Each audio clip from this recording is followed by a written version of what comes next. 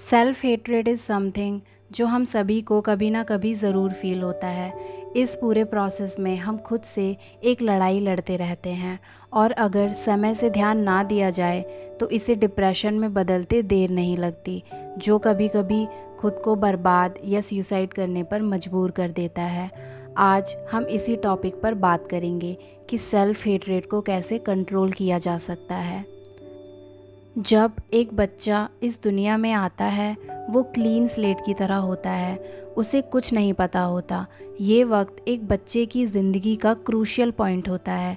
उसे जो भी बताया जाता है या वो जो भी सुनता और देखता है उसी के अकॉर्डिंग अपनी एक दुनिया बना लेता है और उसे ये लगने लगता है कि ये सारी दुनिया भी ऐसे ही वर्क करती है। ये फ्रेमवर्क काफ़ी जजमेंट से मिलकर बना होता है। उसे क्या चीज़ें डिज़ायरेबल लगती हैं और क्या नहीं। बेसिक नीड्स के अलावा उसके लिए एक क्राइटेरिया सेट कर दिया जाता है या वो खुद सेट कर लेता है और ये सोचने लगता है कि एक होलसम ह्यूमन बीइंग बनने के लिए इन क्राइटेरियाज़ को पूरा करना बहुत ज़रूरी है।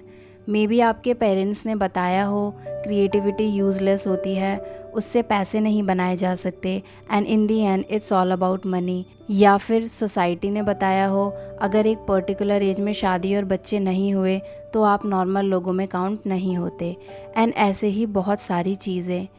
यहाँ फर्स्ट स्टेप जो लेने की ज़रूरत है वो है ये रियलाइज़ करना कि हेट जजमेंट से आता है। हम एक लिस्ट ऑफ डिमांड्स बना लेते हैं जिसके अकॉर्डिंग खुद को पसंद करने के लिए उन डिमांड्स का पूरा होना ज़रूरी हो जाता है।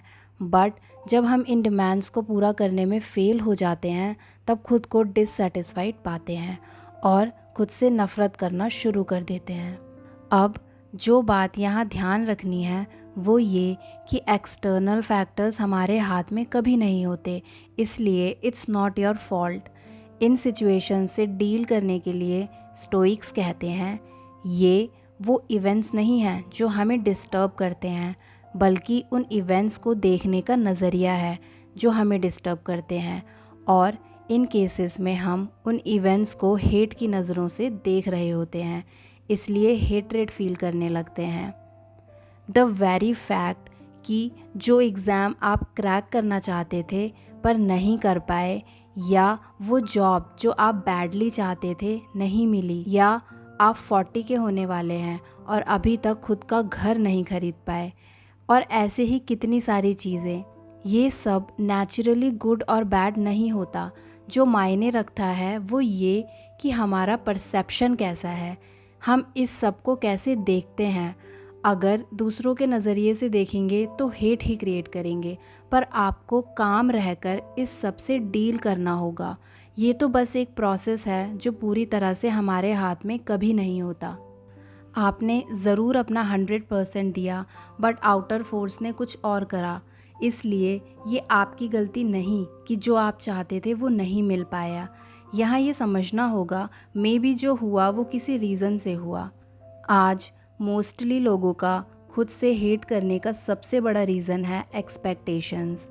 जब हम सोसाइटी के एक्सपेक्टेशंस पर खरे नहीं उतर पाते तो वो लोग हमें ये सोचने पर मजबूर कर देते हैं कि हम किसी लायक नहीं हैं, हमारी कोई वर्थ नहीं है। बट ऑलवेज़ रिमेंबर, किसी और की एक्सपेक्टेशंस पूरा ना कर पाने का मतलब ये नहीं आप वर्थलेस हैं। You need to understand you are very special and unique. No matter आपको खुद से कितनी हेट्रेड हो रही हो, जस्ट रिमेंबर कि आपकी बॉडी के अंदर हज़ारों सेल्स दिन रात इसलिए काम करती हैं ताकि आप ज़िंदा रह सकें।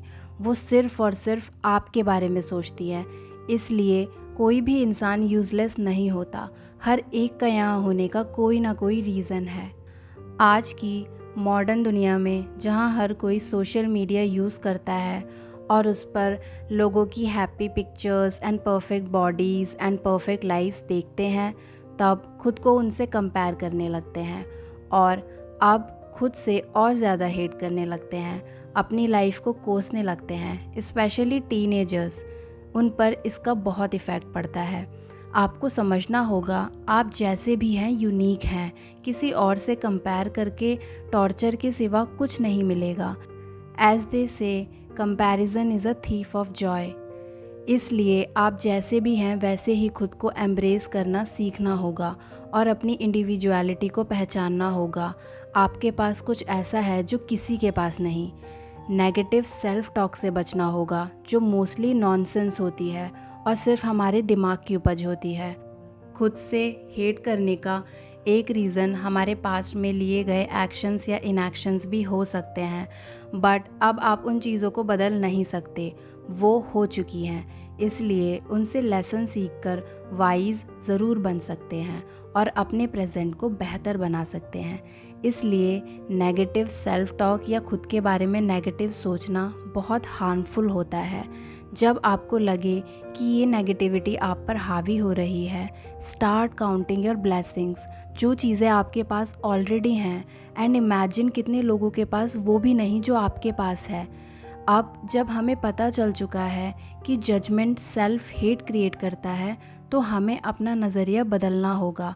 खुशियाँ सिर्फ बड़ी चीज़ों में नहीं होती, छोटी छोटी चीज़ें भी खुशियाँ देती हैं जिन्हें हम बड़ी चीज़ों के पीछे भागने में इग्नोर करते रहते हैं। एंशियंट फिलोसोफर एपिक्यूरियस का कहना है, हैप्पीनेस ह्यूमन एग्जिस्टेंस का मेन गोल होना चाहिए और खुश रहने के लिए हमें ज़िंदगी में छोटे छोटे मोमेंट्स एंड चीज़ों को अप्रिशिएट करना सीखना होगा। क्या सिर्फ इतना सोचना कि मेरे पास खाना है, सर पर छत है और मैं ज़िंदा हूँ, खुश होने के लिए काफ़ी नहीं? एंड ऐसे ही और कितनी सारी चीज़ें like friends, family, so many other things जो आपके पास ऑलरेडी हैं। ये सब एक ब्लेसिंग है जिन्हें mostly we take for granted. Epicurious ये भी कहते हैं कि कभी कभी हम ये भूल जाते हैं जिन चीज़ों से आज हम डिससेटिस्फाइड हैं, एक मोमेंट ऐसा था जब एग्जैक्टली यही चाहते थे। हमारे पास करंट मोमेंट में जो भी होता है वो ज़रूरी नहीं हमेशा रहे, अच्छा या बुरा कुछ भी हो सकता है। इसलिए सेल्फ हेट्रेड ना करके आपको अपना परसेप्शन बदलना होगा और एक पॉजिटिव नज़रिया अपनाना होगा। इवन दो हम काफ़ी कुछ अकॉम्प्लिश कर चुके होते हैं, पर फिर भी कुछ मोमेंट्स इतने डार्क लगने लगते हैं कि खुद से नफ़रत करने पर मजबूर हो ही जाते हैं। पर याद रखें कि ये dark moments blessing in disguise होते हैं। दाओइस्ट मानते थे कि हर चीज़ की दो साइड होती है, एक पॉजिटिव और एक नेगेटिव। हाई के बिना लो नहीं हो सकता, अगलीनेस के बिना ब्यूटी नहीं हो सकती। इसे ही यिन यांग बोलते हैं, जो ज़िंदगी का बहुत इम्पॉर्टेंट पार्ट होता है। अगर आप यिन यांग के बारे में और जानना चाहते हैं तो हमारी यिन एंड यांग की वीडियो देख सकते हैं। जब आपका ध्यान सिर्फ नेगेटिव साइड पर होता है, उसकी दूसरी तरफ एक सिल्वर लाइनिंग भी होती है। एग्जाम्पल के तौर पर सपोज़ आप पुअर हैं, ग्रेट, इसका मतलब आपके पास खोने के लिए ज़्यादा कुछ नहीं है। अगर आप ज़्यादा चीज़ें ओन नहीं करते, ग्रेट, क्योंकि जो आप ओन करते हो एक पॉइंट के बाद वो चीज़ें आपको ओन करना शुरू कर देती हैं। अगर आपको लगता है आप अगली हो तो भी कोई प्रॉब्लम नहीं है, ये आपसे अनवांटेड अटेंशन दूर रखती है और आपके लव्ड वंस आपकी इनर ब्यूटी जानते हैं और अप्रिशिएट करते हैं। जो ध्यान रखना है वो ये कि आप कैसे इस नेगेटिविटी को पॉजिटिविटी में बदल सकते हैं। अगर आप ये करना सीख लेते हैं तो खुद को एज एन इंडिविजुअल एक्सेप्ट करना भी सीख जाते हैं। एंड एट टाइम्स अगर आप मिजरेबल फील कर भी रहे हैं तो it's absolutely normal, just take your time.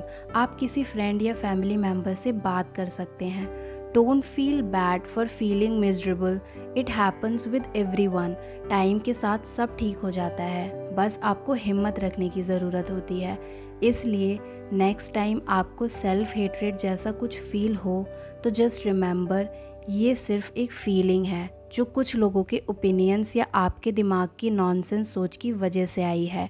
Real में ऐसा कुछ नहीं है, सिर्फ आपके दिमाग में है और टाइम के साथ सब ठीक हो जाता है।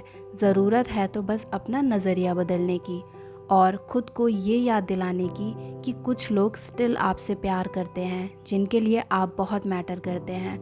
अगर आपकी एक्सपेक्टेशन के अकॉर्डिंग कुछ नहीं भी हो पाया तो डोंट वरी, शायद फ्यूचर में उससे भी अच्छा कुछ होना हो, क्योंकि लाइफ बहुत अनएक्सपेक्टेड होती है, कुछ भी हो सकता है।